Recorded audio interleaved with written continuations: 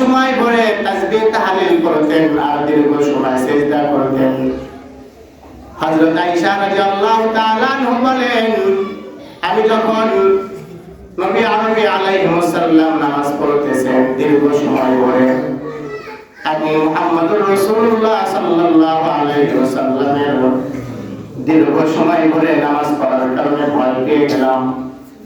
মনে হলো মুহাম্মদুর রাসূলুল্লাহ সাল্লাল্লাহু আলাইহি ওয়াসাল্লাম মারা গিয়েছেন, সিজদায় গিয়েছেন আর ওঠেন না, কোনো সারা শব্দ নাই। আম্মা জান ঘর থেকে বের হয়ে মসজিদে নববীর মধ্যে আয়েশা রাসূলের পায়ের গোড়ায় ঠোকা মারছেন। রাসূল সাল্লাল্লাহু আলাইহি ওয়াসাল্লামের আঙ্গুলগুলো যখন মারা দিয়েছেন, তখন আয়েশা রাদিয়াল্লাহু তাআলা বুঝতে পারলেন যে না, রাসূল বেঁচে আছেন। রাসূল দ্রুতভাবে নামাজ শেষ করলেন। রাসূল নামাজ শেষ করে আয়েশা রাদিয়াল্লাহু তাআলা আনহাকে বলতেছেন, ও আয়েশা, তোমার কি মনে হইতেছে এমন আমি কি তোমার হক নষ্ট করতেছি? একটু গভীর চিন্তা করেন, হক নষ্ট করার কথা বললেন রাসূল। মাগরিবের নামাজের পর নামাজ জামাতে আদায় করার পর ঈশার নামাজের পূর্বে নবী আরবি আলাইহিস সালাম নফল নামাজ পড়তেছেন, লম্বা সময় ধরে সিজদা করতেছেন। আয়েশা রাদিয়াল্লাহু তাআলা আনহা বলেন, না ইয়া রাসূলুল্লাহ, আমি তো এইটা ভাবি নাই আপনি আমার হক নষ্ট করতেছেন।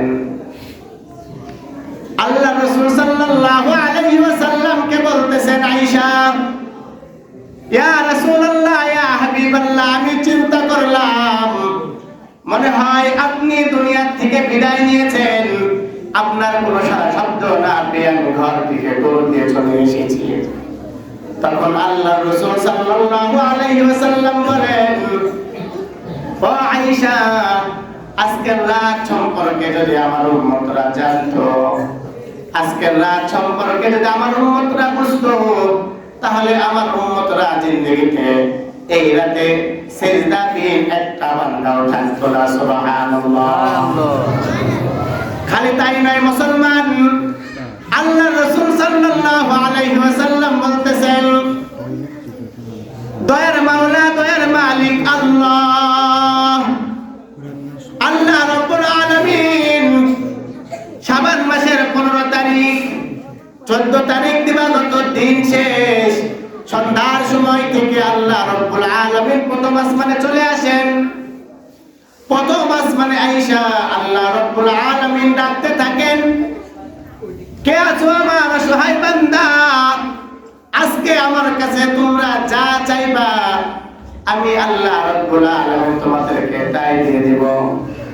আল্লাহ রাব্বুল আলামিন বলেন, ও গুনাহগার বান্দা, আজকে আমার কাছে তওবা করবি রে বান্দা। তওবা করার সাথে সাথে আমি আল্লাহ রাব্বুল আলামিন তোমাদের প্রত্যেকের তওবা কবুল করে মাসুম বানায় দিব। আজকের রাতে এমন একটা রাত, বান্দা তুমি যদি তোমার অভাব হয়, অভাবের জন্য দোয়া করো, আমি তোমার অভাবটা দূর করে দিব। আল্লাহ রাব্বুল আলামিন বলেন, বান্দা, কে আছো ঋণগ্রস্ত? ঋণ আছে যার পাহাড় পরিমাণ দিন, আজকে আমার কাছে তোমরা চাও, আমি আল্লাহ রাব্বুল আলামিন তোমাদের সকল ঋণের বোঝাগুলো তোমার মাথার থেকে হটায় দিব। এই কথা আল্লাহ রাসূল বলেন। এমন করে ফজর পর্যন্ত সুবে সাদিক মসজিদে মিনার থেকে যখন মুয়াজ্জিন শুরু করে আল্লাহু আকবার, আল্লাহু আকবার, আল্লাহু আকবার, আল্লাহু আকবার, এমন আওয়াজ হওয়ার সাথে সাথে আল্লাহ জাল্লা শানুহু প্রথম আসমান থেকে আল্লাহ জাল্লা শানুর গন্তব্য ঠিকানে, ওই যে সপ্তম আসমান, ওই যে লাওহে মাহফুজ, আরশে আজিমে আল্লাহ তাআলা চলে যান। আল্লাহ রাসূল বলেন, ও আয়েশা, যদি আমার উম্মতরা জানতো আজকের এই রাতে আমার মালিক আমার আল্লাহ প্রথম আসমানে হাজির হয়, তাহলে আমার উম্মতরা নিষ্পাপ হয়ে যেত যদি তারা মানতো। কিন্তু দুঃখের বিষয়, আমার একদল উম্মত মানবে আর একদল উম্মত মানবে না। আর ওই উম্মতের জন্য রাখা হয়েছে দাখিলুল জান্নাহ, আর ওই উম্মতের জন্য রাখা হয়েছে জাহান্নাম। আম্মা জান আয়েশা সিদ্দিকা রাদিয়াল্লাহু তাআলা আনহা বলেন, ইয়া রাসূলুল্লাহ, ইয়া হাবিবাল্লাহ, এই দিনে এই রাতে কতগুলো মানুষকে দুনিয়াবাসীকে ক্ষমা করা হয়। আল্লাহর রাসূল সাল্লাল্লাহু আলাইহি ওয়াসাল্লাম বলেন, মাত্র কয়েক শ্রেণীর মানুষকে বাদে সকল মানুষকে আল্লাহ রাব্বুল আলামিন মাফ করে দেন। সুবহানাল্লাহ, সুবহানাল্লাহ। কয়েকটা শ্রেণীর কথা আল্লাহর রাসূল সাল্লাল্লাহু আলাইহি ওয়াসাল্লাম বলেন, এই রাতে যাদেরকে ক্ষমা করা হবে না তারা হলো ওই সমস্ত আল্লাহ তাআলার নাফরমান বান্দা, ওই সমস্ত আল্লাহ তাআলার নাফরমান যারা আল্লাহ তাআলার সঙ্গে শরীক করেছে। আল্লাহ এক জানার পরেও, আল্লাহ এক মানার পর, বোঝার পর, তারপরেও মাঝারে যায় সিজদা করে, তারপরে যায় কবরের কাছে যায় চাই, এক কথায় আল্লাহ রাব্বুল আলামিনকে বাদে আল্লাহ তাআলা শানুর সঙ্গে যারা শরীক করে, ওই সমস্ত মুশরিকদের আল্লাহ তাআলা কখনোই আল্লাহ তাআলা এদেরকে মাফ করেন না, করবেন না। ও মুসলমান, আমরা যদি এমন কোন গুনাহ করে থাকি তাহলে আল্লাহ রাব্বুল আলামিন আশার বাণীও শিখাইছেন, আশার বাণীও আমাদেরকে দিয়েছেন। আমরা সেই আশার বাণী নিয়ে যদি খাস দিলে তওবা করি, আল্লাহ জাল্লা শানুহু দয়ার মাওলা, দয়ার মাবুদ, আমার আপনার মালিক রহমান রহিম নামে যে মালিকটা আছেন, তাকে যদি রাজি করাইতে পারি, তার কুদরতি পাক যদি জড়ায় ধরতে পারি, ও মুসলমান, মনে হয় আমার মনটা বলে আল্লাহ জাল্লা শানুহু আমাদেরকে মাফ করে দিতে পারেন। কিন্তু যে শরীক করেওয়ালা, যে শরীক করেছে, আল্লাহ তাআলা তাকে মাফ করবেন না। যদি আল্লাহ তাআলার সঙ্গে সে যদি একান্ত ভাবে, এমন ভাবে যদি আল্লাহ রাব্বুল আলামিনের কাছে ক্ষমা চাইতে পারে, তাওবা নসিহা করতে পারে, যদি তাওবা করতে পারে, তাহলে আমার আল্লাহ রাব্বুল আলামিন মাফ করে দিতে পারেন। যেমন আল্লাহ রাব্বুল আলামিনের একটা নবী মুসা কালিমুল্লাহ, বৃষ্টি হয় না মুসা আলাইহিস সালামের জামানার ঘটনা। মুসা পয়গম্বর দলবল নিয়ে চলে গিয়েছেন ময়দানে, সালাতুল ইস্তিসকার নামাজ পড়তেছেন। নামাজ শেষ হলো, মুসা পয়গম্বর আল্লাহ তাআলার সঙ্গে কথা বলতেছেন, ও আল্লাহ, নবী হইয়া সালাতুল ইস্তিসকার নামাজ পড়লাম, বৃষ্টি দিলেন না কেন? আল্লাহ, আপনি কেন বৃষ্টি দিলেন না? আল্লাহ রাব্বুল আলামিন মুসা পয়গম্বরকে বলতেছেন, ও মুসা, সালাতুল ইস্তিসকার নামাজ পড়াও লাগবে না, দোয়াও করাও লাগবে না। তোমার জামাতের মধ্যে একটা নাফরমান আছে, কম বক্ত আছে, আমি তাকেও পছন্দ করি, যাকে দেখলে আমার রাগ হয়, নাফরমান বান্দা, তাকে আমি 60টা বছর দিয়েছি, 70টা বছর দিয়েছি, একটা দিন আমাকে আল্লাহ বলে ডাকে না, এমন নাফরমান একটা বান্দা আছে। একটা দিন আমার কুদরতি পায়ে সিজদা দেই না, এমন একটা নাফরমান আছে।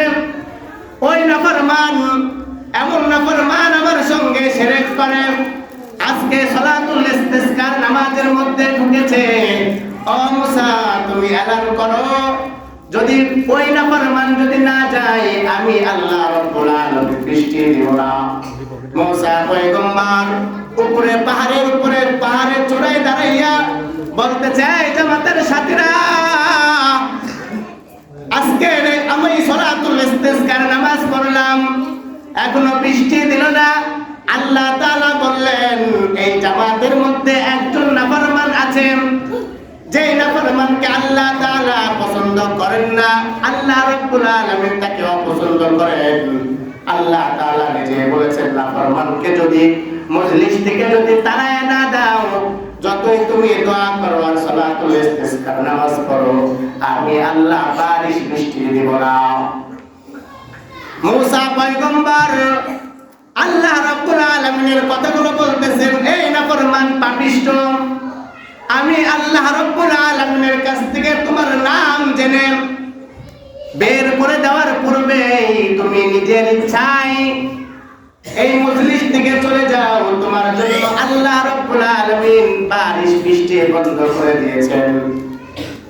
এই কথাটা বলার সাথে সাথে মুসা পয়গম্বর একবার ডানে তাকায়, একবার বামে তাকায়, মজলিস থেকে কোনো মানুষ উঠে যায় কিনা। দেখে যে ডানের থেকে কেউ উঠলো না, বামের থেকে উঠলো না, সামনের থেকে কেউ উঠলো না। আসমানের দিকে তাকানোর সাথে সাথে দেখেন আল্লাহ সুবহানাহু ওয়া তাআলা বৃষ্টি দান করেছেন।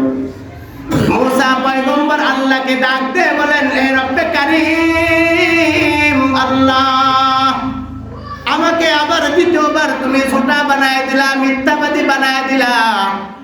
প্রথমবার নবী মুসা নবী হইয়া ইস্তিসকার নামাজ পড়লাম, বৃষ্টি দিলা না। আবার এখন আপনার কথায় আমি এলান করলাম, কিন্তু এলান করার পরেও কোনো মানুষ গেল না, তারপরও আপনি বৃষ্টি দান করলেন। আল্লাহ রাব্বুল আলামিন বলতেছেন, ও মুসা পয়গম্বর, আমি তো দয়ার মাওলা, আমি তো দয়ার মালিক আল্লাহ।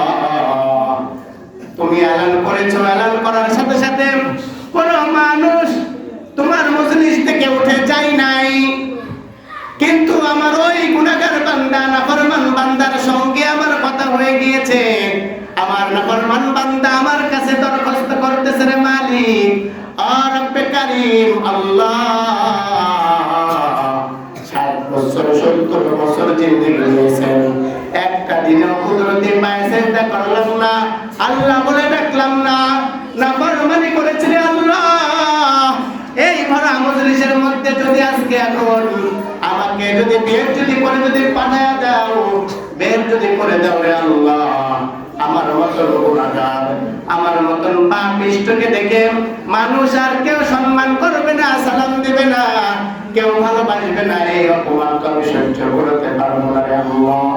আমাকে আপনি আপনার ওই রহমান, ওই রহিম, আপনি যে দয়ালু, আপনার গফফার নামের ছেলে, আপনি আমাকে মাফ করে দেন।